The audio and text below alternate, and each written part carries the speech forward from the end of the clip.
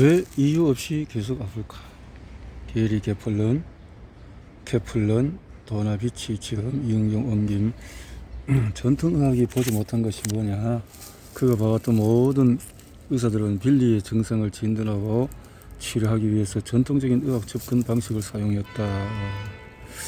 1892년 의학 박사 앤드류 테일러 스틸은 미주리주에서 정골의학을 설립했다. 용인된 의학 치료라는 것보다도 득보다는 그러니까 이 정골의학이 득보다는 실 뭐 이런 것들 때문에 잤다고. 한때 스틸 박사는 의사들은 증상을 완화시키는 일 이상의 것을 해야 하며 병리학적인 질환의 근본 원인을 발견하기 위해서 노력해야 한다는 결론에 도달했었다. 정골요법을 위한 의학훈련은 전통적인 의학훈련과 동일한 데다가 300에서 400시간 걸친 지압요법 교육이 추가된다. 정골요법 업무와 권리에 특화한 의학 박사의 것과 동일하다.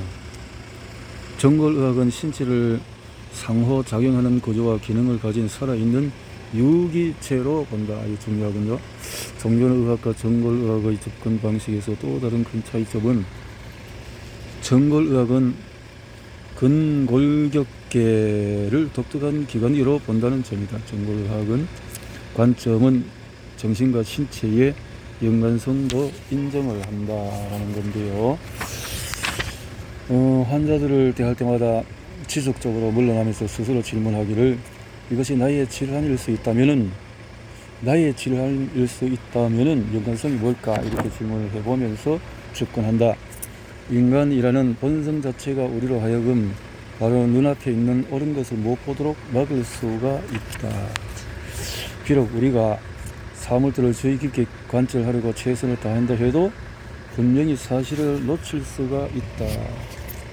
그래서 이런 관점에서 보고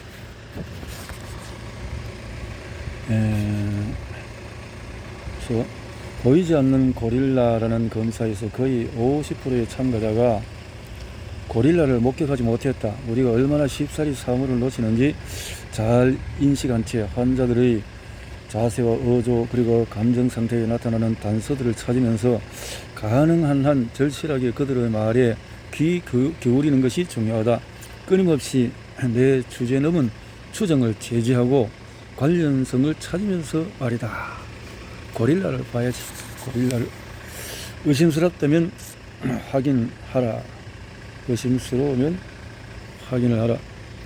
에단 로렌스가 연례적으로 신체 검사를 받기 위해서 나를 찾아왔을 때 그는 겉보기에 활력이 넘치는 남자였다. 이렇게 활력 있는 남자인데 자전거를 타기 시작했을 때 가끔 가슴에 타는 듯한 느낌이 들긴 했어요. 정확히 통증까지는 아니지만 숨을 깊이 쉴 수 없는 그런 느낌이었죠. 이렇게 느낌이 45분 정도 지속된다고 했다. 그렇지만 1년 전하고 똑같이 능률이 정점에 이르지 못하는 것 같아요. 에다는 천식이나 심장병 혹은 그 외의 병력은 없었다. 내가 신체를 검사했을 때 그의 심장박동은 규칙적이었고 가슴 통증도 없었다.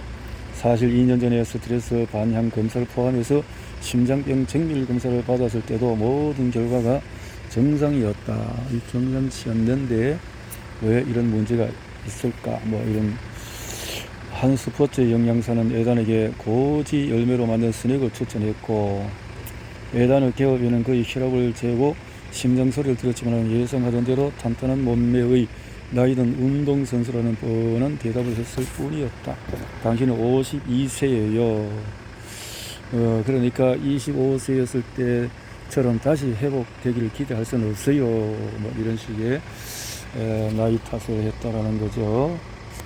그러니까 정확한 것을 살펴야 되는데 만약에 심장에 문제가 있는 것이라면 상당 부분 설명된다. 나는 보통 때는 예단처럼 훈련하는 운동선수가 심장에 문제가 있으리라고 예상하지 않지만 문제가 있는 거라면 나는 그에게 심장병 전문의를 추천했고 이렇게 스트레스 검사를 했고 놀랍게도 검사 결과로 예단의 심장 중간 앞쪽 벽에서 넓은 부위의 국소 빈혈이 있다는 것이 드러났다. 혈류의 감소, 국소 빈혈, 그의 심장에 카테터를 삽입하면서 심장병 전문의는 가장 크고 중요한 동맥인 좌전하 동맥에서 90%의 병변 폐색을 발견했다. 상태가 너무 심각해서 심장병 전문의는 관상동맥 스탠드로 예방 조치를 했다. 예단이 다음 신체를 받기 위해 내게 돌아왔을 때 그는 우리가 제때 질환을 발견한 것을 고마워하면서 불편 없이 여전히 자전거를 타고 있었다.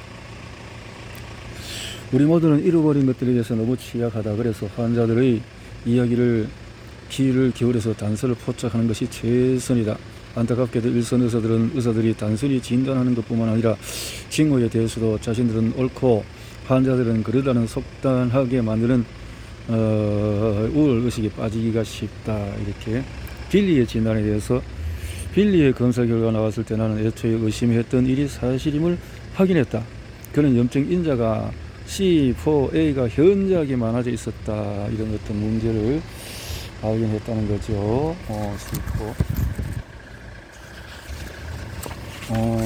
이런 속에서 빌리는 굉장히 호전되었지만 나는 혼란스러웠다. 사실 전번에 도움이 되지 않았던 DHE45를 다시 시도하면서 나는 별 가망이 없을 거라고 생각했다. 기껏해야 두통 정도로 이렇게 생각했는데 지난 석 달 동안 콜레스테라민이 그의 체내에 쌓인 독소를 현저하게 줄였다는 사실이 떠올랐다. 아마 독소들이 제거되면서 내 속의 염증 상태 역시 마찬가지로 가라앉았을 것이다. 일단 그런 상태가 되자 전에는 최선의 효과만 보였던 약품에 그가 갑자기 빠른 반응을 보인 것이다. 만약 그것이 사실이라면 염증이 중요한 단서라는 뜻일 수가 있다. 염증을 잡으니까 된다 이 말이죠. 그런 동안에 빌리는 망설이며 자신의 삶으로 돌아갔다. 꿈을 향한 그의 열정이 되돌아갔고 대학에서 생각했다. 트래비스는 슬로프의 날씨 상황에 문자를 전송했다. 이제 눈발을 가릴 때가 왔어 동생. 그리고 이번에도 이번 빌리도 기꺼이 함께 하려고 했다. 이제 좀 회복의 마음이 빌리의 눈에 안도의 눈물이 비쳤을 테지만 헬멧의 불투명한 검은색이 비밀을 지켜줄 것이다.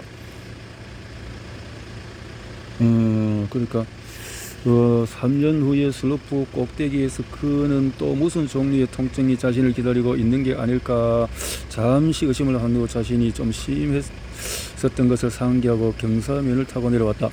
180도 회전도 페이크도 자세 바꾸기도 없이 그는 그저 부드러운 S 곡선을 타면서 내려왔다. 그것은 5초도 지속되지 못했지만 통증은 단 1초도 느껴지지 않았다.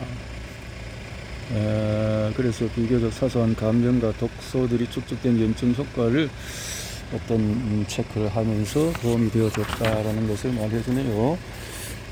이렇게 해서 나는 빌리를 도울 수 있는 간단하고도 믿을 만한 방법을 찾아내기 내어서 기뻤다. 머물고 있는 염증을 제거함으로써 우리는 그의 몸을 치료할 방법을 명확하게 찾아내었다.